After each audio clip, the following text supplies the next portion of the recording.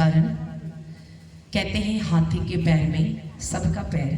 अगर मुख्य आयोजक का नाम लिया जाए तो उसके पीछे सबका नाम ले लिया गया। सम्मान के योग्य श्रद्धेय इस कमेटी के सभी सदस्यगण, वादन कला पे साथ देते हुए कीबोर्ड पर भाई संत जी, तबले पर योगेंद्र जी, पैड पर भाई किशोर जी, मजीरे पर भाई मुसाफिर जी, और सबसे बड़ा योगदान पूरे कार्यक्रम को संभालने का किसी के ऊपर होता तो हमारे साउंड ऑपरेटर महोदय, साउंड सिस्टम वाले। सम्मान के योग्य इस सभा में उपस्थित सभी सज्जनवृंद, आगंतुक श्रोतागण, वंदनीय मातृशक्ति फूल के समान खिलते हुए बच्चों, आइए थोड़ा सा विचार आप सबों के बीच अपना रखूंगी। कुछ विचार वाल्मीकि जी के रखूंगी, कुछ विचार तुलसी जी के रखूंगी, क्योंकि रामायण को भी अनेक विद्वानों ने लिखा है और मूल जो रामायण है वो वाल्मीकि रामायण है। विचार करना, एक छोटी सी बात मैं आप सबों के बीच पहले बताना चाहूंगी और पूछना चाहूंगी। कहते हैं जब विद्वानों का, आचार्यों का, दार्शनिकों का इतिहास पढ़ोगे तो आपको स्वर्णिम अक्षरों में एक नाम नजर आएगा, जो नाम है आचार्य याज्ञवल्क्य। कहते हैं आचार्य याज्ञवल्क्य ने अपने शिष्यों से एक प्रश्न किया और वो प्रश्न मैं आप सबों से करना चाहूंगी। आचार्य लाओ त्से ने अपने शिष्यों से प्रश्न किया कि बच्चों एक बात बताओ, जब से ये दुनिया बनी है तब जैसा सूर्य था आज भी सूर्य वैसे ही है या बदल गया? क्यों जी? ऐसा तो नहीं कि बच्चा था जवान हो गया, जवान था बूढ़ा हो गया, छोटा था बड़ा हो गया, ऐसा तो कोई परिवर्तन नहीं आया। आचार्य जी कहते बेटे एक बात बताना, जब से ये दुनिया बनी है तब जैसा सूर्य था आज भी सूर्य वैसा ही है। जब से ये सृष्टि बनी है तब जैसी चंद्रमा थी आज भी चंद्रमा वैसी ही है। तब जैसे ग्रह, नक्षत्र, तारे, नदियां, पेड़, पहाड़ थे आज भी वैसे के वैसे ही। हमारे कितने पूर्वज आए और चले गए हमें पता नहीं है। अगर किसी से किसी के पिता का नाम पूछो तो वो तुरंत उत्तर दे देगा, अगर उसके दादा का नाम पूछो तो वो भी उत्तर दे देगा, पर दादा का नाम पूछो, पिता के दादा का नाम तो पिता से पूछकर बता देगा, लेकिन चौथी पांचवी पुस्त जाते जाते हमारी जुबान पर ताला लग जाता है। हमें नहीं पता कि हमारी पांचवी पीढ़ी कौन थी, हमारे पांचवे पूर्वज कौन थे। तो आचार्य कहते हैं बेटे एक बात बताना, तब जैसा सूर्य था आज भी वैसा ही है, तब जैसी चंद्रमा थी आज भी वैसे ही है, तब जैसे ग्रह, नक्षत्र, तारे थे आज भी वैसे ही हैं। आखिर इनकी लंबी आयु का कारण क्या है? सब नष्ट हुआ, ये भी नष्ट हो जाते।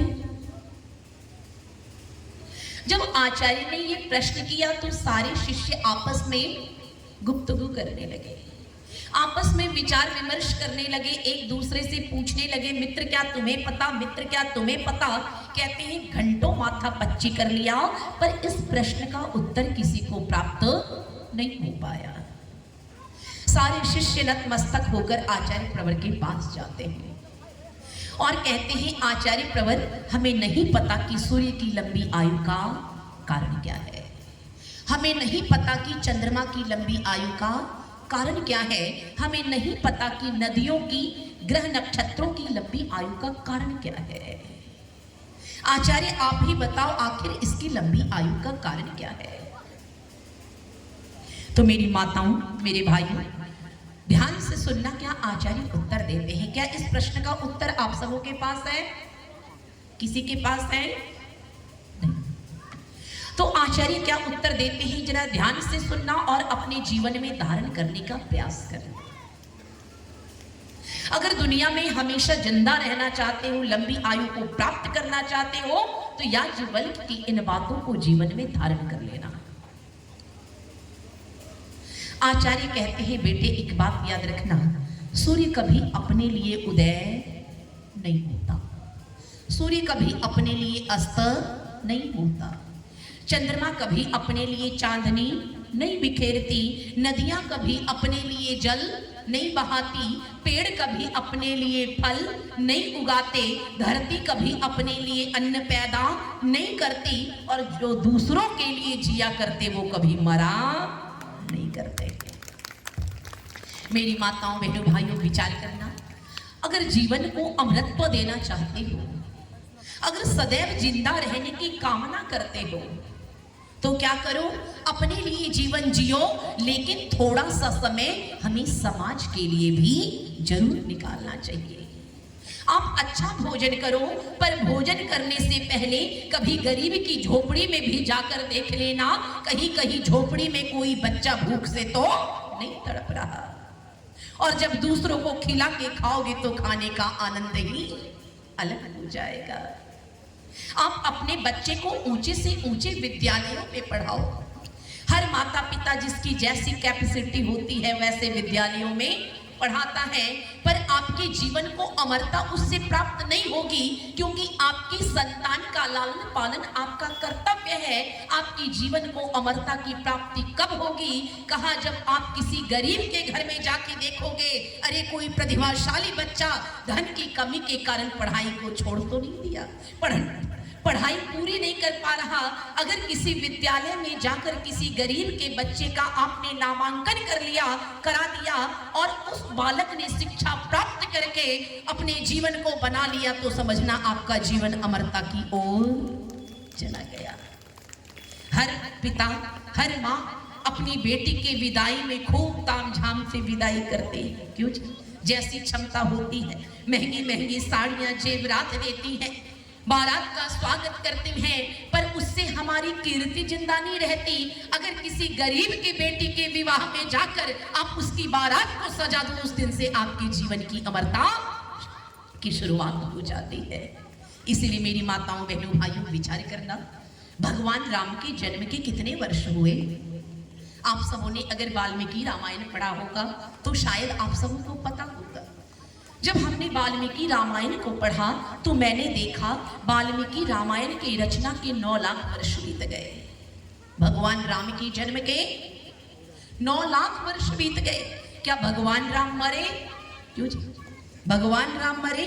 कहा, यह शरीर तो मरता है लेकिन आत्मा अजर अमर है। लेकिन जब शरीर मर जाता है तो जिंदा कौन रहता? तो कहा, कीर्ति रूपी सूक्ष्म शरीर वातावरण में हमारी जिंदा रहती है। करोड़ों वर्षों बाद भी आज हर व्यक्ति की आत्मा में भगवान राम जिंदा है। लाखों वर्ष बाद भी आज राम का गुणगान किया जा रहा है। क्यों? ये जो कथा रखी गई है राम के गुणगान के लिए। क्यों? अगर राम ने जीवन में त्याग नहीं किया होता तो आज राम का गुणगान नहीं हुआ होता। 9 लाख वर्ष बीत गए, फिर भी दुनिया आज राम को याद करती है। राम हम सबों के बीच जिंदा हैं। आप भगवान कृष्ण के जीवन को देखो। जब महाभारत के पन्नों को पलटोगे ना, कहते हैं महाभारत की रचना के 5,500 वर्ष बीत गए। 5,500 वर्ष बीत गए। क्या भगवान कृष्ण की मृत्यु हुई? क्यों जी? भगवान कृष्ण मरे? कहा, उनका शरीर तो नष्ट हो गया, लेकिन कीर्ति रूपी सूक्ष्म शरीर आज भी हमारे बीच जिंदा है। और किसी पिता से पूछो बेटा कैसा चाहते हो, तो उत्तर देगा मेरा बेटा कैसा हो? कन्हैया जैसा हो। मेरा बेटा कैसा हो? राम जैसा हो। मेरी माताओं बहनों भाइयों, याद रखना, अगर राम की कथा सुनकर अगर राम के जीवन को हमने अपने जीवन में धारण नहीं किया तो वो राम की कथा व्यर्थ चली जाएगी। हम देखो, कहते हैं ना, संगत से गुण होते हैं, संगत से गुण जात। कहा, हम जिसकी संगति, जैसी संगति करते हैं हमारे ऊपर उसका प्रभाव पड़ जाता है। जब हम यहाँ साथ सब बैठे हैं तो किसकी संगति कर रहे जी? भगवान राम की संगति कर रहे, क्योंकि भगवान राम के गुणों का गान किया जा रहा। और एक बात बताना, आप अगर बाहर निकलो, आप अगर समाज में चलो, तो आपको देखकर कोई कह दे कि देखो ये राम का भक्त आ रहा, आपके टीका चंदन से नहीं, अरे आपके आचरण से। आज लोग गीत गाते हैं, सीताराम सीताराम सीताराम कहिए, जाहे विधि राखे राम ताहे विधि रहिए। लेकिन दूसरी लाइन बदल लेना, आप जरूर सीताराम सीताराम सीताराम कहिए, लेकिन जाहे विधि राहे राम ताहे विधि रहिए। अगर वास्तव में राम के भक्त हो तो जैसे जीवन प्रभु राम ने अपने जीवन को जिया था, आप भी अपने जीवन को उसी प्रकार जीने का प्रयास करो, तब लगेगा कि वास्तव में तुम राम के भक्त हो। अगर हम कृष्ण के भक्त हैं, केवल राधे कृष्णा का जाप करें, अगर हमारा चरित्र कंस वाला है तो हम कृष्ण के भक्त नहीं है। हम सीताराम का जाप करें, अगर हमारा चरित्र रावण वाला है तो हम राम के भक्त नहीं है। कहा मनसा वाचा कर्मणा, कहा जो मन विचार करता है वही हमारी वाणी में होती है, और जैसा मन विचार करता है जैसी हमारी वाणी होती है, कहा हमारे कर्म भी वैसे ही होते हैं। इसलिए अच्छा विचार करोगे तो तुम्हारी वाणी अच्छी होगी, जब तुम्हारे विचार और वाणी अच्छी होगी तो तुम्हारा जीवन भी अच्छा होगा। विचार करना, आज घरों में जब बच्चों का जन्म होता है, क्यों जी, हर किसी के घर में बच्चे का जन्म होता है। जब घर में बच्चे का जन्म होता है, जन्म होने वाला होता है, तो पति पत्नी आपस में विचार करते हैं। जब पत्नी गर्भवती होती है तो पति पत्नी आपस में विचार करते हैं, जब समय मिलता कि बेटा होगा तो क्या नाम रखोगे। क्यों जी, आप सबों ने भी विचार किया होगा। दोनों आपस में विचार करते कि बेटा होगा तो क्या नाम रखोगे, और पति बोलता ये नाम रखूंगा, पत्नी कहती ये नाम अच्छा है। दोनों विचार कर रहे। अगर बेटी हुई तो क्या नाम रखा जाए, फिर दोनों ने विचार किया। हर कोई एक नाम का प्रस्ताव लेकर तैयार है। बुआ अलग तैयार है कि अगर भतीजा हुआ तो ये नाम रखूंगी, भतीजी हुई तो ये नाम रखूंगी। अभी बच्चे का जन्म नहीं हुआ, दादा पहले से मन बनाए हैं कि घर में पोते का जन्म हुआ तो नाम ये रखूंगा, अगर पोती हुई तो नाम ये रखूंगी। घर में जब बच्चे का जन्म होता है तो माँ कहती है देखो मैंने 9 महीने की पीड़ा सही है, 9 महीनों के कष्टों को सहकर, प्रसव पीड़ा को सहकर मैंने संतान को जन्म दिया है, इसलिए पहला नाम रखने का अधिकार मेरा है। पति कहता है अगर तू इसकी माँ है तो मैं भी तो इसका बाप हूं, नाम मैं रखूंगा। माँ ये नाम प्रस्ताव रखी, पिता ये नाम रखा। जब ये बात दादा के सामने आई तो दादा भी अलग नाम लेके तैयार है। अगर तू माँ बाप है तो मैं भी इसके बाप का बाप हूं। दादी अलग कह रही कि अगर आप इसके बाप के बाप हो तो मैं इसके बाप की माँ हूं, नाम मैं रखूंगी। भगी भगी ससुराल से बुआ आती है और कहती अरे नाम रखने का अधिकार तो बुआ का होता है, इसलिए नाम मैं रखूंगी। नाम का चयन किया जाता है। फिर घर के जो बड़े बूढ़े होते हैं ना, वो विचार देते हैं ऐसा करो पहले पंडित जी को बुलाओ। क्यों जी, नामकरण में के लिए पंडित जी को बुलाया जाता है, और पंडित जी को बुलाया जाता है, क्या दिखवाई जाती, उसकी राशि दिखवाई जाती है। उसकी राशि दिखवाई जाती है और पंडित जी जो अक्षर बता देते हैं उस अक्षर पर बालक का नाम रख दिया जाता है, बालिका का नाम रख दिया जाता है। और घर वाले ये विचार करते हैं कि राशि के अनुकूल अगर नाम रखा जाए तो बच्चे का जीवन अच्छा होगा, उत्थान की ओर बढ़ेगा। मेरी माताओं एक बात बताना, अगर राशि के अनुकूल नाम रखने से बालक का जीवन उत्थान या पतन की ओर बढ़ता तो विचार करना जो राशि राम की थी वही राशि रावण की भी थी। क्यों जी, जो राशि राम की थी वही राशि रावण की भी थी। अगर राशि के अनुकूल नाम रखने से जीवन उत्थान या पतन की ओर बढ़ता तो विचार करना जो राशि कृष्ण की थी वही राशि कंस की भी थी। अगर राशि के अनुकूल नाम रखने से जीवन उत्थान या पतन की ओर बढ़ता मेरे भाइयों, तो विचार करना जो राशि गांधी की थी वही राशि गोडसे की भी थी।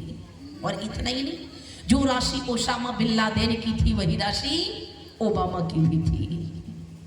राशि एक है पर जीवन जीने की शैली में कितना भारी अंतर है।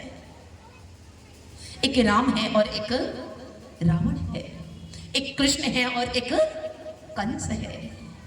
जब ऐसे उदाहरण लोगों के सामने आए तो लोगों ने विचार किया राशि के अनुकूल नाम रखने से जीवन में कोई विशेष बदलाव आने वाला नहीं है। फिर लोगों ने विचार किया, घर वालों ने विचार किया, ऐसा करो सीधा भगवान के नाम पर बच्चे का नाम रख दिया जाए। क्यों? हमारे जो बड़े बूढ़े, उनके घरों में देखो, किसी का नाम विष्णु है तो किसी का नाम शंकर है, किसी का नाम गौरी है, सीधा भगवान के नाम पर रख दिया। कहते हैं घर वालों ने विचार किया, ऐसा करो सीधा भगवान के नाम पर बच्चे का नाम रख दो। और माँ ने, पिता ने, दादा ने, दादी ने, बुआ ने, फूफा ने सब मिलकर बच्चे का क्या नाम रख दिया? राम। क्या नाम रखा जी? राम। अब एक बात बताना मेरी माताओं, अगर भगवान के नाम पे रखने से बालक का जीवन उत्थान या पतन की ओर बढ़ता, अगर भगवान राम के नाम पर नाम रख देने से बालक राम बन जाता, तो आज राम रहीम जेल में बंद नहीं होता। क्यों जी? अगर राम के नाम रखने से मनुष्य राम बन जाता, तो आज राम रहीम जेल में नहीं होता। अगर राम के नाम रखने से बालक राम बन जाता, तो आज रामपाल हरियाणा के जेल में बंद नहीं होता। अगर राम का नाम रखने से मनुष्य राम बन जाता, तो आज आशा राम बापू कारागार में बंद नहीं होते। ऐसे उदाहरण हम सबके बीच जब आए, तो पता चला भगवान के नाम पर भी नाम रखने से कोई भारी परिवर्तन जीवन में आने वाला नहीं है। फिर लोगों ने विचार किया, अरे बालक तो बिगड़ता जा रहा है, बालक तो घर में बिगड़ता जा रहा, दादा के प्यार ने बिगाड़ दिया है, बुआ के लाड ने बिगाड़ दिया है। ऐसा करो शायद इसके स्थान में परिवर्तन हो जाए तो इसका जीवन बदल जाए। शायद ये विद्यालय जाए, गुरुकुल जाए, विदेश भेज दो, हॉस्टल भेज दो, तो इसका जीवन बदल जाएगा।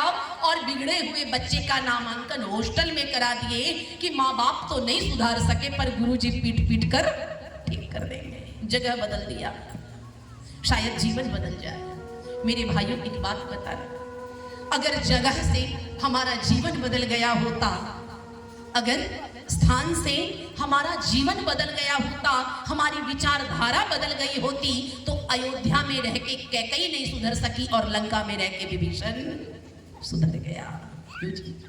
अयोध्या में रह के कैकेयी को सब समझा के थक गए, पर वो समझने को नहीं तैयार। लेकिन वही लंका में विभीषण को देखो, दिन रात राम के गुणों का गान करता रहता था। जब ऐसे उदाहरण हम सबों के बीच आए, तो देखा कि स्थान बदलने से भी कोई जीवन बदलने वाला नहीं है। अब ये तो युवा अवस्था की ओर और बिगड़ता जा रहा। तो फिर घर वालों ने सोचा शायद इसके पैरों में बेड़ी पड़ जाएगी तो इसका जीवन बदल जाएगा। और किसकी बेड़ी डाल दी जी? शादी की बेड़ी। विवाह के फंदे में पड़ा दिया। शायद लुगाई आए, अब तक तो माँ पिताजी नहीं ठीक कर पाए, शायद लुगाई आए तो ये सुधर जाएगा। और लोगों ने धूमधाम से विवाह कर दिया। अरे वो बिगड़ा था सो बिगड़ा था, बर्बाद था सो बर्बाद था, किसी अच्छी लड़की के जीवन को भी बर्बाद कर दिया। फिर लोगों ने सोचा अभी भी नहीं बिगड़ रहा, खुद परेशान था, इससे सब परेशान थे, अब तो इसने पत्नी के नाक में भी दम कर दिया।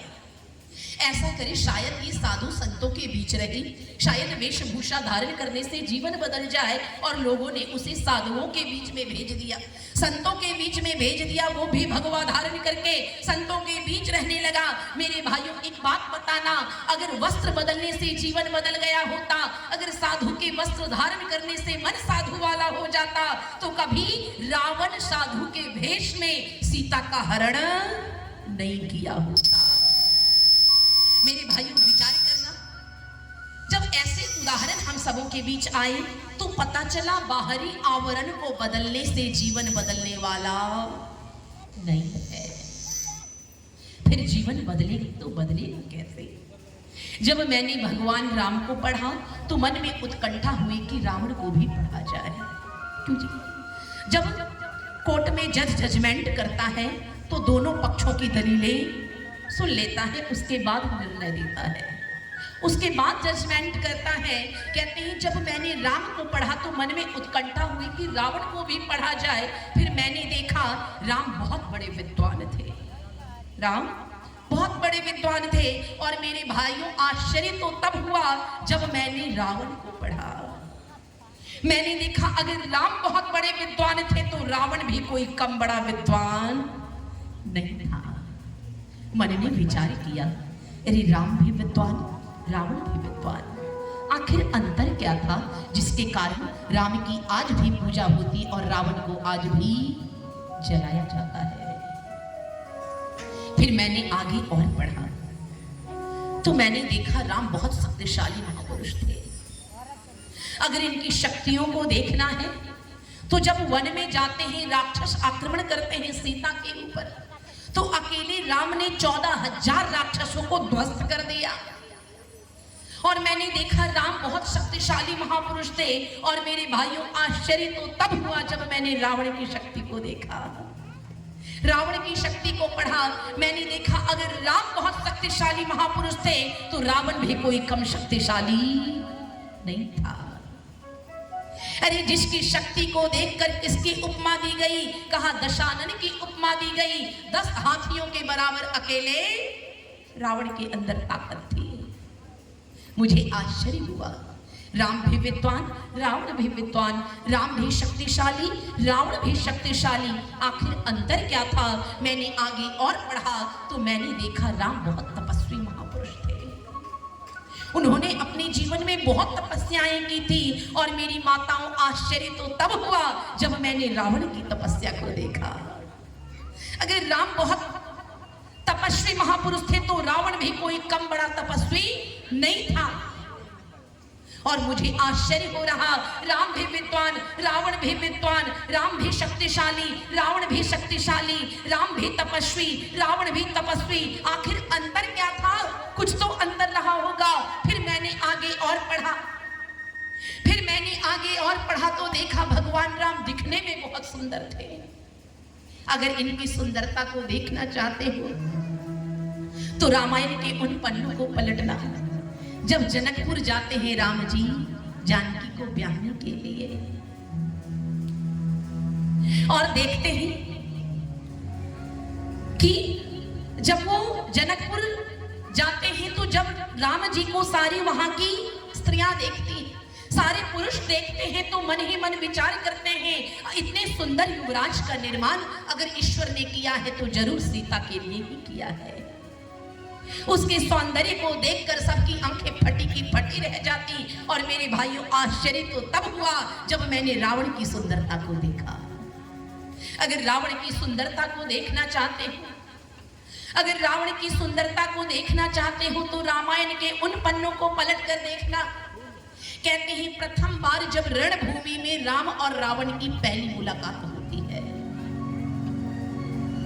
और उस दैदीप्यमान चेहरे को देखकर प्रभु राम विभीषण से पूछते हैं, ओ विभीषण, ये दैदीप्यमान ललाट वाला महापुरुष कौन है। ये गौर वर्ण वाला, लंबी चौड़ी कद काठी वाला, घुंघराले घुंघराले बालों वाला, अरे जिसके चेहरे से इतने प्रकाश पुंज निकल रहे कि खुली आंखों से देखना भी संभव नहीं हो पा रहा, ये सुंदर महापुरुष कौन है। फिर विभीषण उत्तर देते हैं, प्रभु राम, यही तो मेरा बड़ा भैया रावण है। मुझे आश्चर्य हुआ, राम